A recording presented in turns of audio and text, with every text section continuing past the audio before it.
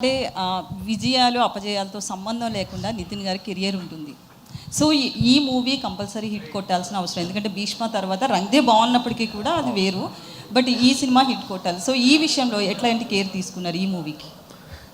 ఈ మూవీకి actually same Bhishma అప్పుడు మేము ఇద్దరం ఎంత కూర్చొని ఎంత కేర్ తీసుకున్నామో ఈ సినిమాకి నాకంటే ఎక్కువ హిట్ కేర్, ఎందుకంటే నాకు లాస్ట్ 10 సినిమాలు అంత ఆడదు కాబట్టి అన్నకి హిట్ ఇవ్వాలి నాకంటే ఎక్కువ తిన్ను తీసుకుంటే యాక్చువల్లీ కేర్ నేను కేర్ తీసుకున్నాను. But more than me he was most stressed.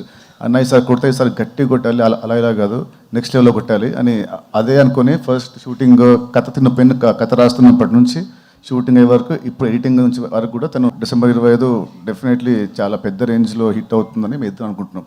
All the best. K K గారు. Thank you.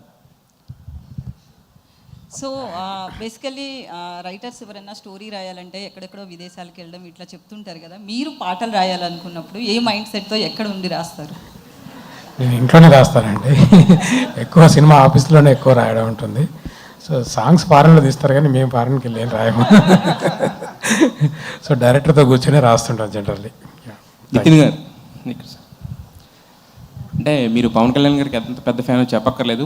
మీ సినిమాలకు ఆయన వచ్చిన ప్రతిసారి కూడా మీరు పెద్ద విజయాలే దక్కించుకున్నారు. గుండె జారిగల్లంత అయింది, ఇష్క్ వీటన్నిటికీ కూడా చాలా గ్యాప్ వచ్చింది. మధ్యలో కూడా ఆయన్ని పిలవడం కుదరలేదు, రకరకాల కారణాలు. బట్ ఇప్పుడు అవైలబిలిటీ కూడా ఉంది, ఎందుకంటే ప్రొడ్యూసర్స్ కూడా వాళ్ళతో ర్యాప్ బట్టి. మరి ఈ సినిమా రిలీజ్ ఈవెంట్ కానీ ఎందుకంటే మీ గుడ్ వైబ్ అది కాబట్టి, మీ పవర్ వైబ్ అది కాబట్టి ఏమైనా పిలిచే అవకాశం ఏమైనా ఉంటుందా? So definitely function date fix అయితే ఒకసారి రవి గారు నవీన్ గారు ముగ్గురు కలిసి మాట్లాడతాము. తను ఫ్రీ ఉంటే చూద్దాం. తను if is busy then we can't force him కదండి. శ్రీలీల గారు